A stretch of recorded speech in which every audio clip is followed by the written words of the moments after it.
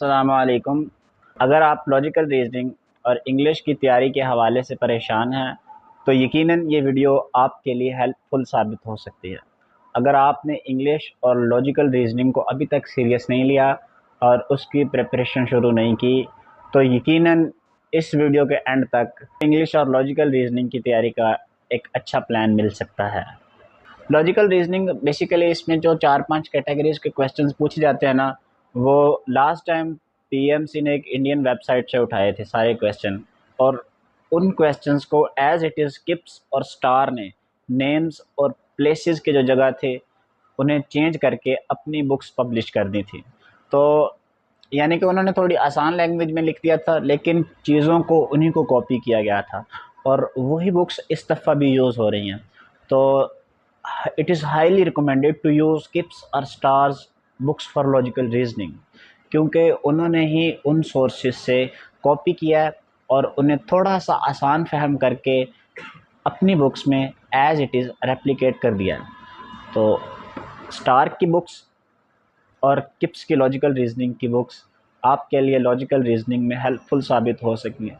और अगर आप दूसरे सोर्सेज की तरफ जाएंगे जो स्टेप करवा रहा है, स्टेप ने बहुत ज़्यादा मैथ्स इन्वॉल्व कर दी जो आउटलाइन में दिया गया, और उन आउटलाइंस में भी चंद टॉपिक्स हैं, जिस तरह हर पेपर में काज एंड एक्शन के हवाले से क्वेश्चन था।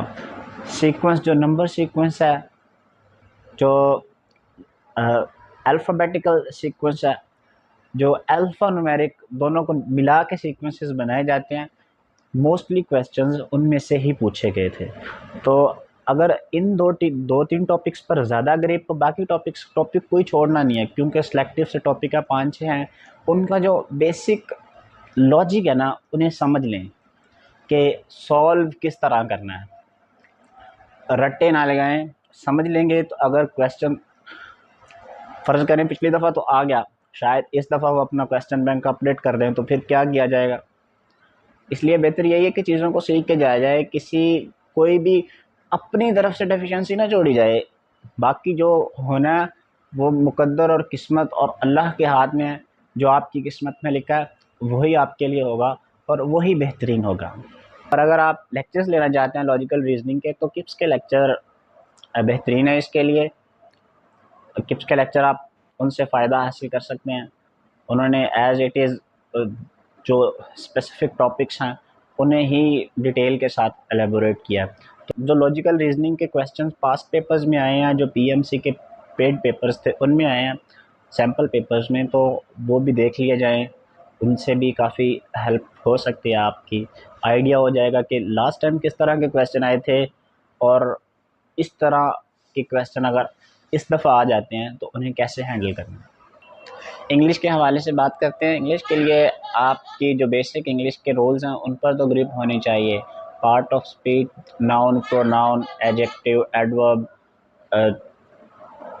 टेंसेस हो गए, कंडीशनल्स हो गए, इन पर आपकी बेसिक ग्रिप्स होनी चाहिए लाजमी। और इसे इजी नहीं लेना कि लास्ट टाइम बहुत ही इजी क्वेश्चंस आए थे, तो आपने एक मार्जिन नहीं छोड़ना, अपनी तरफ से कोई डेफिशिएंसी नहीं रहने देनी और काम पूरा खुद करके जाना है। अभी टाइम है, आप इंग्लिश पे थोड़े दिन लगा के इंग्लिश अपनी इम्प्रूव कर लें।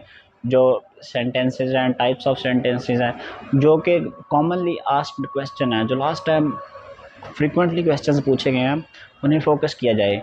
जो वोकेबलरी अकेडमीज़ करवा रही हैं, अगर आप वो नहीं करना चाहते तो ना करें, लेकिन जो एफएससी में जो वर्ड्स इस्तेमाल हुए हैं ना, वो कम से कम आपको आते हों, उनके मीनिंग्स एक एक दो दो, ताकि आप ऑप्शंस में से फ़िल्टर कर सकें, आप अगर आपने ज़्यादा एक्सटेंसिव प्रैक्टिस वोकेबलरी की नहीं की।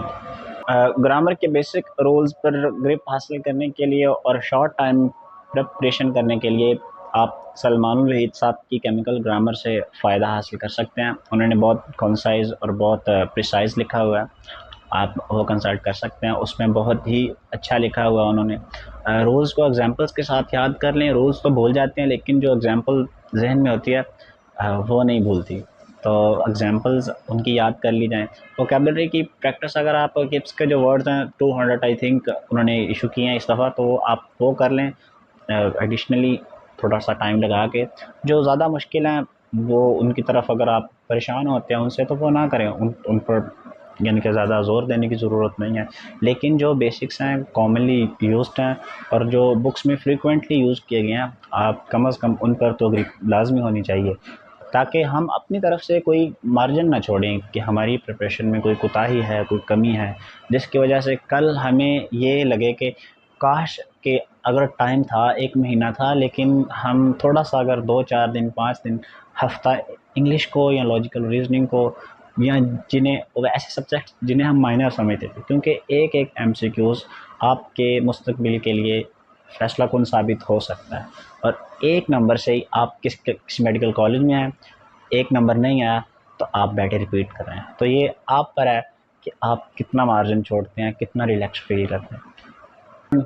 अगर आप इंग्लिश की प्रैक्टिस करना चाहते हैं तो इंग्लिश की जो टॉपिक वाइज प्रैक्टिस है उसकी एक्सरसाइजेस केमिकल ग्रामर में मौजूद हैं। अगर आप उसका पीडीएफ डाउनलोड करते हैं तो वो 70 टू 80 पेजेस का है तकरीबन, जिसमें सिर्फ और सिर्फ रूल्स लिखे गए हैं। और जो वैसे बुक है वो आलमोस्ट 200 प्लस पेजेस की है, उसमें काफ़ी सारी चीज़ें उन्होंने कवर की हैं और टॉपिक वाइज एग्ज़ाम एक्सरसाइजेस भी ऐड की हैं, तो आप उससे एक्सरसाइजेस कर सकते हैं। किप्स में तो बेसिकली उन्होंने जो एफएसए की बुक्स हैं, जो टेक्सचुअल रेफरेंस है, उन्हें ही सारा फोकस किया, उनका मेन फोकस ही यही है। तो उसलिए क्योंकि अब वो टेक्सचुअल रेफरेंसेस तो आते नहीं हैं, पहले यूएचएस जब लेता था एंट्री टेस्ट तो वो टेक्सचुअल रेफरेंसेस आते थे, यानी कि एफएससी की बुक्स में कौन सा रोल किस जगह पे इस्तेमाल हुआ, तो वो अब नहीं आते। तो उन पर टाइम वेस्ट करने की आई थिंक ज़रूरत नहीं है। अगर आपको केमिकल ग्रामर से नहीं समझ आती तो किप्स ने अच्छा लिखा है, बहुत ज़्यादा एक्सपेंसिव लिखा है, क्योंकि जो चीज़ें बंदे ने एफएससी में 2 साल पढ़ी होती हैं ना, अगर वो एक लाइन बंदे के जहन में है ना, तो यानी कि एक लाइन एक रूल है। तो ये भी आपके लिए, ये वट ये आप पे डिपेंड करता है कि आपको कौन सा सोर्स सूट करता है, किस सोर्स से समझ आती है आपको। आपका बेसिक मकसद है कि समझना है, सीखना है, ये नहीं है कि ये बुक है तो इसी से ही करना है, नहीं है, कंपल्सरी नहीं है ये।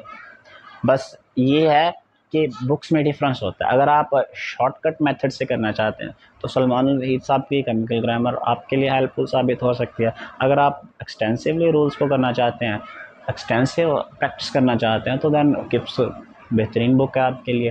टेक्चुअल रेफरेंस और प्रपोजिशन और हर चीज़ ही उन्होंने कवर की हुई है। बहुत सारे 3000 के करीब प्रैक्टिस एमसीक्यूज उसमें है।